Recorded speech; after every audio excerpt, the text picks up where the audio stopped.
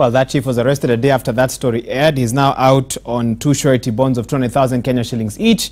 And even though the county commissioner says it has nothing to do with the TV appearance, nevertheless, sources indicated to our Citizen Digital that it has everything to do with the TV appearance. Let's talk a bit about this now. Joining us in studio is Jerry S. Olekina, the first Deputy Secretary General of the Union of Kenya Civil Servants. Welcome to the program. Thank you very much. You are in touch with the chief even now. How is he? The chief is fine. Okay. He's doing good. You would have expected that he was going to be a bit shaken. He's not shaken because he's standing by the truth. He's standing by the truth. Yes. He has no regrets about the revelations, and the pictures speak for themselves. I don't think.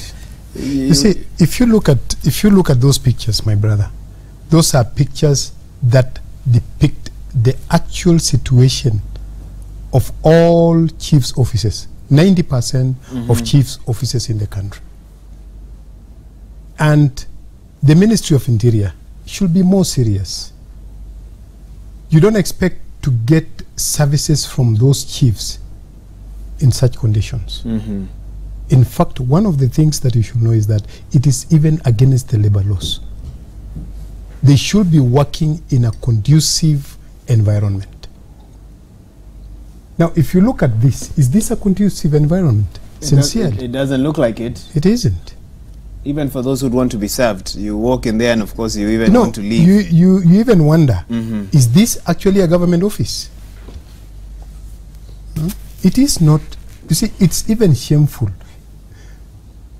The commissioner said that the chief embarrassed. Do you have that on record? Yes, I have a text message sent to him, forwarded to Can you read that text message for us? Yes, I can. So you have a text message from the chief which was sent to him from the by the commissioner. Okay. Sorry, just give you a minute just to log into the phone. Okay. You have the message there? Yes, I have it. Okay. How dare you embarrass the government that you serve? Wow. Choose between being a journalist or a responsible loyal government officer. Stroke chief. Let's meet tomorrow at Nyayo House, 5th floor at exactly 8:30 a.m. So he was summoned after that? So he was summoned after that. After the story aired? After the story was aired on TV. And he's being accused of being a journalist? And he's being told to choose whether to be a chief or to be a journalist.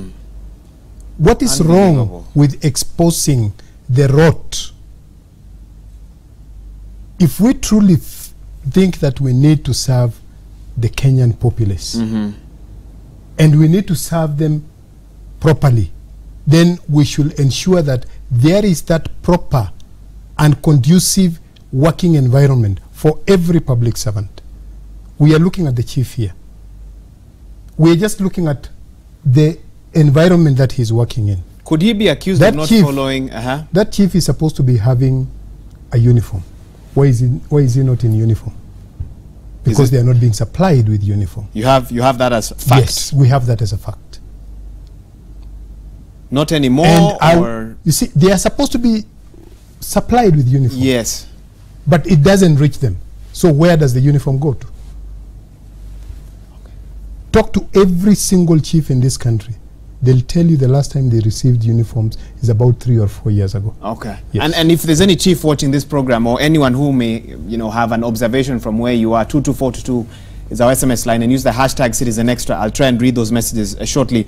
But I want to understand from you, I had a thought that has just disappeared from my mind. This is very unfortunate. In the article that you recently released to the press, you say that you are concerned by the attacks on chiefs by the government or government agencies. Do you have, how many chiefs are we talking about? What sort of data do you have? We are talking about 20 chiefs spread across the entire country. Each of them has a suspension letter or an interdiction letter. Why? Because of either having failed to arrest Chang'aa Brewers, where he's supposed to go and arrest Chang'aa Brewers without security. He's failed to ensure that bars have licenses. He's failed to ensure that criminals are arrested. What security has he been provided with? But one could then ask, why is he taking that job or staying in that job if the facilitation is not sufficient for you to carry out your work? If you know, because you now risk suspension on this other Wahiga, side. I want to take you back to the latter years, before the promulgation of the new constitution. Before devolution. Before devolution. The chiefs had security. All these responsibilities were possible to attend to because they had the security.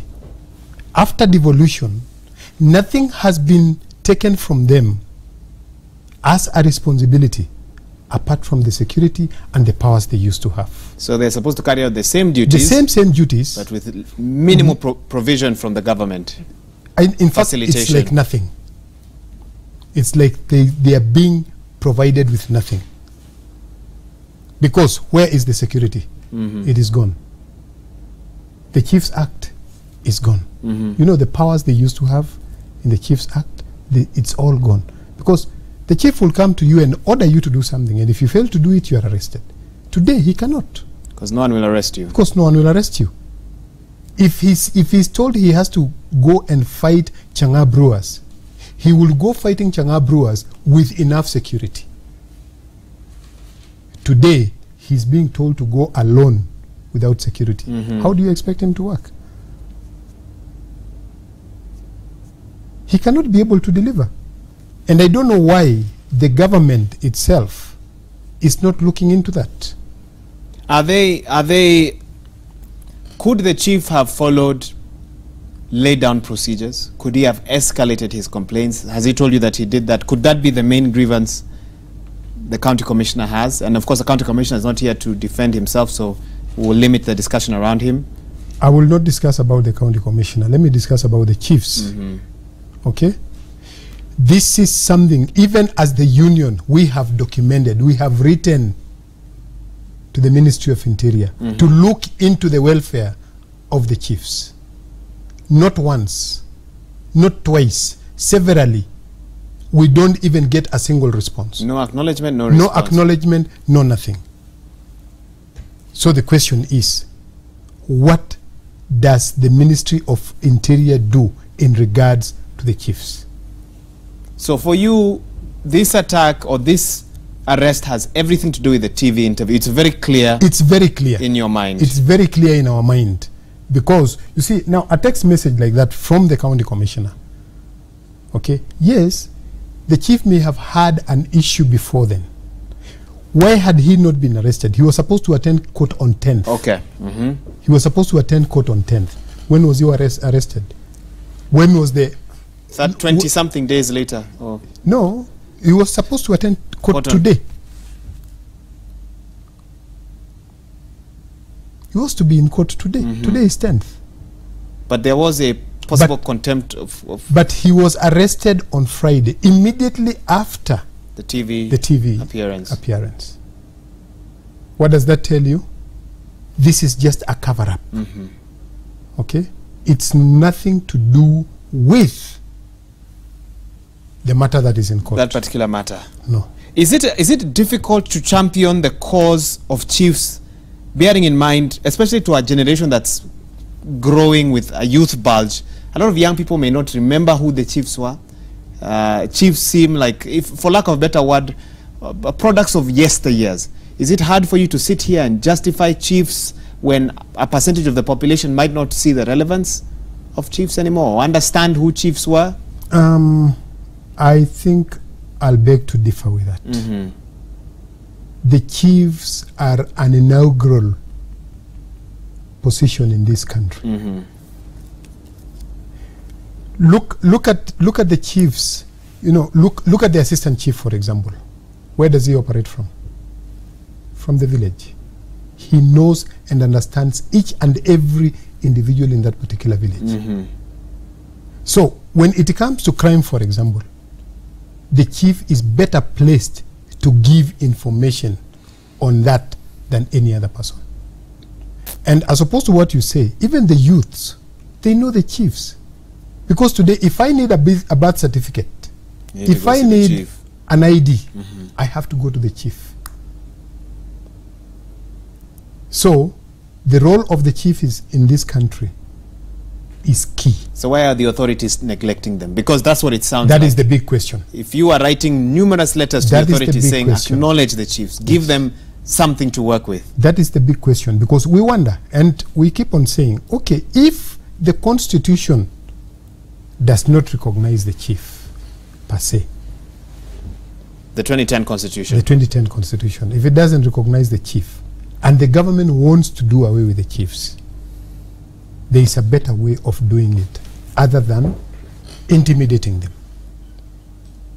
Okay? Subjecting them to a lot of harassment. Look, you see, today, Wahiga, if you get a disciplinary letter in your file today, okay, what is going to happen tomorrow when you leave Citizen TV? There's going to be a mention of that. That's right. It stays with you. It stays with you. As you move to your next. That is exactly what we believe the government is doing to the chiefs. Just tainting their image so that they can never be able to get a job elsewhere. But the motive is what? We're still trying to establish what the motive is. Okay. Because I'm saying, if you no longer need the chiefs, why don't you simply redesignate them and have them perform other duties in government, and you say we no longer have chiefs? Okay? And then let's see what the replacement for the chief is going to be. Because if the chiefs leave, in your mind there will be a gap. There's going to be a gap, and a very bad one. What are you doing to ensure, or to push to ensure that charges against the chief are dropped? What can you do with your union? Now, my union, first and foremost, is going to ensure that there is a representation in court. Okay. Our lawyers will take up the matter. In fact, we've talked to the chief. We've told him to come over to the office. We'll hand him over to our lawyers. They'll take over the matter. That is one. Number two, for the chiefs who have issues currently, I may not say that we have every one of them, because some of them are scared, because if they see the kind of intimidation, okay, if they see that if you do this, the next thing that is going to happen to you is you're going to be arrested, okay, no chief is going to come out.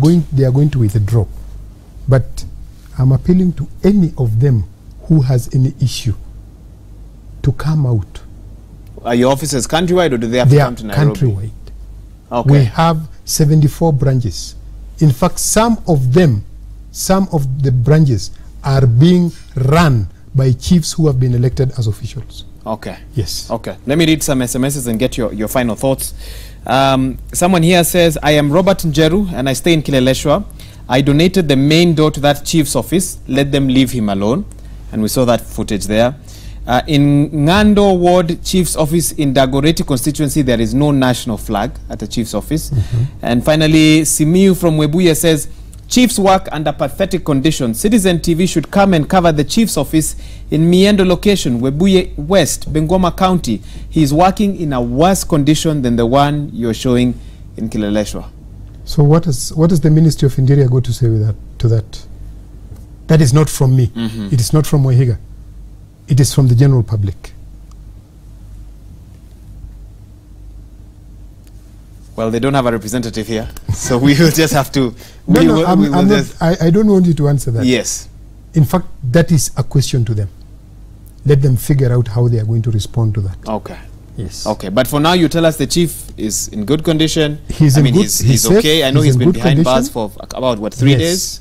He was behind bars for 3 days. Okay. He's a man, he's strong. Okay. And he's not even shaken. And his family have managed to weather the storm. Yes. Who is now running the office that he should have been at? No, that one I'll be able to know once we meet him. Okay. That one I'll be able to know once we meet him. Now, there's one thing. Okay, look, finally, go ahead. Yes. The issue of sanitation for the chiefs. I'm very positive. Even in this particular place, there is no toilet in this office. And if there is one, Wahiga, you won't use it. You seem to be very confident about that. Yes, because I know the conditions that... Let me give you a very good example. Go to Meru. you'll get surprised. Go to Narok, you'll get surprised. Go to Transmara, you'll get surprised. You see, these are people who are considered, I don't know whether they consider them the last grade of the public service, yet they contribute immensely to the development of this country. Okay. Yeah. Okay. Thank you so much. That's Jerry Olekina, First Deputy Secretary General, Union of Kenya Civil Servants. We certainly hope that this will be sorted out well. We have heard of rumors of interventions to ensure that the chief's charges are dropped, etc. But I guess those are rumors for now. And the situation is that the latest that has happened is that he was released yesterday on 2 surety bonds of 200,000 Kenya shillings. When is he next expected in court? Or those are details you confirm. And of course, we have more updates in our subsequent bulletins. But we wish that chief all the best, and we cannot wait to see how this story will unfold. Keep